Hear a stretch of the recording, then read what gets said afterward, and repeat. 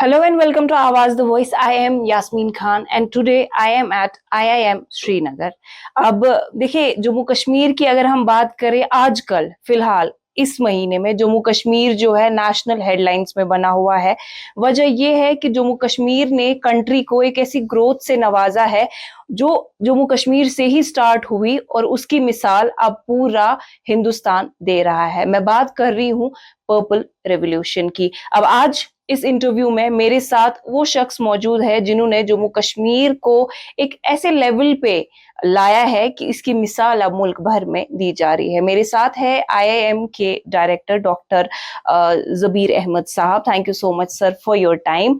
सबसे पहले सर मेरा सवाल आपसे रहेगा रिगार्डिंग योर पोस्टिंग, जो आपका करंट असाइनमेंट है, are you liking it? Because अभी का जो आपका असाइनमेंट है it's equally challenging. I am sure इससे पहले आपने सर्व किया होगा बहुत जगह पे, बट अभी you are offering something new to the country.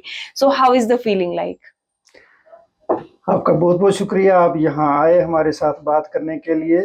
आपने जैसे सवाल किया कि मेरी पोस्टिंग और इसके चैलेंजेस, मैं आपको बताना चाहूँगा कि 1997 में मैंने इस ऑर्गेनाइजेशन में ज्वाइन किया। उसके बाद मुझे I got a couple of other opportunities to serve in different departments, like मैं हायर एजुकेशन में सिलेक्ट हो गया। 2001 में मैंने JKS क्वालिफाई किया। I was allotted industrial commerce department, लेकिन मैंने पहले यहाँ ज्वाइन किया हुआ था। और ज्वाइन करने से पहले ड्यूरिंग माय एजुकेशन PG जब मैं कर रहा था जम्मू यूनिवर्सिटी से, I used to visit this institute in Jammu. मैं ये एस्पायर कर रहा था कि इस इंस्टीट्यूट में मैं किसी ओहदे पे भी जाऊं, इररिस्पेक्टिव ऑफ माय डेजिग्नेशन, मुझे यहाँ सर्व करना है।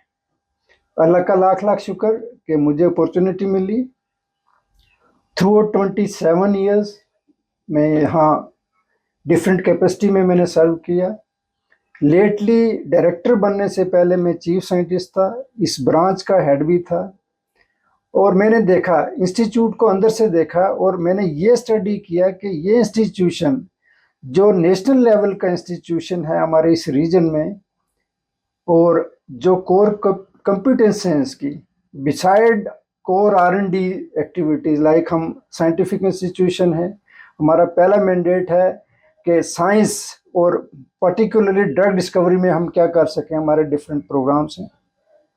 उसके साथ साथ मैंने देखा कि इस रीजन में जो है नेचुरल रिसोर्सेज हैं और अनएक्सप्लोर्ड हैं, और इस इंस्टीट्यूशन को प्लेटफॉर्म समझते हुए हम कहीं ना कहीं एक सिग्निफिकेंट रोल अदा कर सकते हैं as far as different societal activities are concern. और ये जो पर्पल रेवोल्यूशन जो है वो उसी हमारे इंस्टीट्यूट की सोशल आउटरीच एक्टिविटीज का एक जो है मॉडल आपके सामने है। बिल्कुल। अब सर जैसा कि पूरी कंट्री में पर्पल रेवोल्यूशन की बात हो रही है and I am pretty sure कि मे बी अराउंड 20-30% लोगों को पता भी नहीं होगा व्हाट इज पर्पल रेवोल्यूशन, जबकि ऑन द अदर साइड अगर हम देखें दिस इज समथिंग, मुझे लगता है मेरे हिसाब से this is going to be our future crop.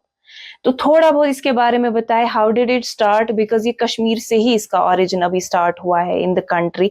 कैसे स्टार्ट हुआ, कितना चैलेंजिंग था, और फार्मर्स को किस तरह से मोटिवेट किया इस चीज के लिए? मैं इसमें ये बताना चाहूँगा कि कुछ 10 साल पहले जब हमने अरोमा मिशन की एक्टिविटी स्टार्ट की और हमने लेवेंडर को एक क्रॉप सेलेक्ट किया, लेवेंडर कल्टीवेशन हमारे बोंड्रा फार्म में वहाँ कंटिन्यूसली चल रहा था, एक बिल्कुल स्मॉल स्केल पे था। जब अरोमा मिशन में इस क्रॉप को सिलेक्ट किया गया for extension and for detail cultivation, हम जब फार्मर्स के पास गए, फार्मर्स थोड़ा सा रिलेक्टेंट थे क्योंकि उनके पास ट्रेडिशनल क्रॉप्स जो थी वो उनको छोड़ना नहीं चाहते थे। फिर भी हमने उनको मोटिवेट किया and few farmers came forward. उन्होंने अपने छोटे छोटे एरियाज़ में जो लैंड पीसेस में जो है लेवेंडर कल्टीवेशन स्टार्ट की। मैं भद्रवाह की बात करूंगा जहां सबसे पहले हमने जम्मू में इंट्रोड्यूस किया। यहाँ से लेके जब उन 2-3 फार्मर्स ने जो है इसमें कामयाबी पाई और दूसरे फार्मर्स जो हैं वो भी देखने लगे कि एक छोटे लेवल पे कल्टीवेशन थी but they are getting due benefits, और जो उनकी इनकम जो थी वो सिग्निफिकेंटली जब इन्हांस हुई, दूसरे फार्मर्स ने भी इंटरेस्ट शो किया। और हमारी तरफ से, इंस्टीट्यूट की तरफ से, हमने सिर्फ इतना ही नहीं किया कि यहाँ से प्लांट उठाया और वहाँ फार्मर्स को दे दिया। हमने फार्मर्स को ये कहा कि end to end hand holding जो है हमारा इंस्टीट्यूट प्रोवाइड करेगा, right from providing the quality planting material to cultivation practices to distillation of oil, value addition, product development and market linkage, सभी के लिए हमने उनको सपोर्ट किया। आज मैं आपको बताऊंगा और मुझे काफ़ी खुशी है इस बात की कि हमारी इस एफर्ट से जम्मू पूरे रीजन में जो हमारे हिली डिस्ट्रिक्ट्स हैं, कश्मीर में भी दूसरे एरियाज़ में कल्टीवेशन स्टार्ट कर दी फार्मर्स ने, और उसका जो है उसका जो नेशनल लेवल पे इम्पैक्ट जो है that turn to be purple revolution. अब रेस्ट ऑफ जो हमारी जो स्टेट्स हैं जो क्लाइमेटिकली सिमिलर हैं हमारे जम्मू एंड कश्मीर के साथ, उन्होंने भी अप्रोच किया हमें कि हम वहाँ भी जो है कल्टीवेशन स्टार्ट करेंगे। तो ये पर्पल रिवॉल्यूशन जो सिर्फ जम्मू एंड कश्मीर में ही नहीं, अब ये नॉर्दर्न स्टेट्स जो हिली स्टेट्स हैं वहां तक भी जो है पहुंच चुका है। अब सर जैसे हमारे आपने बोला हिली रीजन्स है, फॉर एग्जांपल हम नॉर्थ की बात करते हैं, कल मैंने आपके एक इस पे यूनिट पे विजिट किया जो पुलवामा में है, बट बहुत ही ऐसे फ्लैट पीस ऑफ लैंड था। अब जैसे नॉर्थ है बहुत चैलेंजिंग है, वहां पे जैसे वॉलनट की ट्रीज होती है बट लैंड बैरन पड़ी है कि उस पे राइस वगैरह नहीं उगता है। तो इज इट पॉसिबल कि वैसी जगहों पे दूर दराज इलाकों में इसको ग्रो किया जा सके, या is there something related to the soil कि उसकी कोई फर्टिलिटी चेक करनी है या कुछ और क्लाइमेटिक कंडीशंस है कुछ ऐसा? इसमें सॉइल की फर्टिलिटी एज सच तो रिक्वायर्ड नहीं है क्योंकि नेचुरल सॉइल में इट कैन ग्रो वेल। अब रेन फेड एरियाज जो हैं, जो उस टेम्परेचर के जैसे हिली एरियाज में जो भी टेम्परेचर है, इररिस्पेक्टिव ऑफ लैंड टेक्सचर और लैंड कंडीशन के वो प्लेन है या हिली है, दिस क्रॉप कैन ग्रो। और इस क्रॉप का एक एडवांटेज और है, इसमें मंकी मेनेस जीरो, कोई भी मंकी जो है इसको डिस्टर्ब नहीं करेगा, इवन हमारे मवेशी भी जो है इसको टच नहीं करते हैं। एंड रैट्स, कोई भी जो है इसको वहाँ कोई भी परेशानी नहीं है। अब है ये खुशबूदार है लेकिन उनके लिए जो है ये खुशबू अच्छी नहीं लगती है उनको, दैट्स वाई वो इसके नज़दीक नहीं आते हैं। और ये बिल्कुल जैसे आपने पूछा कि जो हिली एरियाज हैं वहाँ हमने ऑलरेडी स्टार्ट कर दी। जैसे मैं बात करूँ पुंछ की, पुंछ का एक एरिया है जो कि पीर की गली के साथ टच होता है, वहाँ कल्टीवेशन चल रही है, राजौरी में चल रही है, डोडा कवर हो गया, रियासी में, कठुआ में, जो भी ऐसे एरियाज हैं हर जगह जो है कल्टीवेशन स्टार्ट है। कश्मीर में भी काफ़ी जगहों पे जो कवर ऑलरेडी हो चुका है। हंदवाड़ा में 2-4 साइट्स हैं जहाँ के एक्टिवली जो है लेवेंडर कल्टीवेशन जो है चल रहा है। जी सर आपसे जानना चाहूंगे, आप चूंकि हम लेवेंडर की बार बार बात कर रहे हैं तो ऑफ कोर्स इसकी खुशबू बहुत अच्छी होती है, तो अपार्ट फ्रॉम इट्स खुशबू की परफ्यूम में यूज होता है एंड ऑल, उस और क्या प्रोडक्ट्स हैं जिसमें ये यूज होता है? ये बहुत अच्छा सवाल आपने किया, और मेरे ख्याल में जो फार्मर्स, जो हमारे रियल स्टेक होल्डर्स जो हैं, जो इसमें इन्वॉल्व हैं, उनकी जानकारी के लिए मैं ये बताना चाहूँगा कि ये सिर्फ परफ्यूम ही नहीं कि हम लेवेंडर परफ्यूम यूज़ करेंगे। लेवेंडर का यूज़ जो है डिफरेंट प्रोडक्ट्स में यूज़, इनके इसका यूज़ है लेवेंडर ऑयल का, सोप मेकिंग में, कॉस्मेटिक्स में, इवन हम डिफ्यूज़र्स इसके जो है बनाते हैं। इतना ही नहीं, मैं आपको ये बताऊं कि जो अगर मेडिसिनल वैल्यू की बात करूं तो इसमें anti depressant and sleep inducer जो है प्रॉपर्टी है, वो भी हम एक हमारा जो ग्रुप है जो साइंटिस्ट का वो उस पर काम कर रहा है। इसके अलावा जैसे लेवेंडर हमने, अब हम ये कहेंगे कि लेवेंडर जो ऑयल निकाला वो बेच दिया, प्रोडक्ट डेवलपमेंट होगी, उसके बाद क्या, लेवेंडर ऑयल निकाल दिया, जो भी प्रोसेस हो गया, उसके बाद जो मार्क बचता है फ्लावर्स का डिस्टिलेशन के बाद, वो मार्क भी जो है हमारे लोग यूज कर रहे हैं, हम भी उस पर रिसर्च कर रहे हैं। मार्क जो है, जो रेजिड्यू बचता है, पोस्ट हार्वेस्टिंग रेजिड्यू जो है मार्क है, उससे हमारे साइंटिस्ट जो हैं मेडिसिनल वैल्यूज के लिए, कंपाउंड्स आइसोलेशन के लिए प्रोसेस चल रहा है, वो उस पर एफर्ट्स कर रहे हैं। और 1-2 मालिक्यूल्स उन्होंने आइडेंटिफाई किए जो हाई वैल्यूड हैं और मेडिसिनल प्रॉपर्टीज कैरी करते हैं। ये इसके अलावा जो है मैं आपको ये बताना चाहूँ कि लेवेंडर ऑयल निकल गया। कई बार ये होता है कि फार्मर्स हमारे लेवेंडर ऑयल निकालने के बगैर वो ये सोचते हैं कि हम ये ड्राई फ्लावर जो है उनका यूज़ करें। ड्राई फ्लावर्स का जो प्रॉफिट है फार्मर्स को अभी लेवेंडर ऑयल से ज़्यादा मिल रहा है, वो ड्राई फ्लावर्स जो हैं वो सेल आउट करते हैं। सर, और जो ऑयल है इसका, उसका अभी मार्केट प्राइस क्या है? मार्केट प्राइस जैसे पहले जो था 10 से 12 हज़ार पर लीटर था, बट इसमें एक अभी जो है, अभी फार्मर्स का एक चैलेंज है, फार्मर्स का एक इश्यू है जो उन्होंने हमें फ्लैग भी किया है, हम भी वर्कआउट कर रहे हैं। इसमें यह है कि हमारे लेवेंडर की क्वालिटी अगर देखी जाए तो that is the best quality. हमने थर्ड पार्टी से एनालिसिस करवाया, हमने लोगों को दिया, हमने इंडस्ट्रीज को दिया, उन्होंने चेक किया, उन्होंने ये कहा कि जो जम्मू कश्मीर से लेवेंडर ऑयल जो निकल रहा है that is of best quality. अब है क्या है कि क्वालिटी के साथ साथ जो प्राइस है, जो प्राइवेट जो हमारे प्लेयर्स हैं, जो बायर्स हैं, वो खरीदते नहीं उस प्राइस पे, क्योंकि उनको बड़ी कम प्राइस पे जो है 2,500 पर लीटर जो है वो बाहर से उनको जो है इंपोर्ट वो करवाते हैं यूज़ के लिए।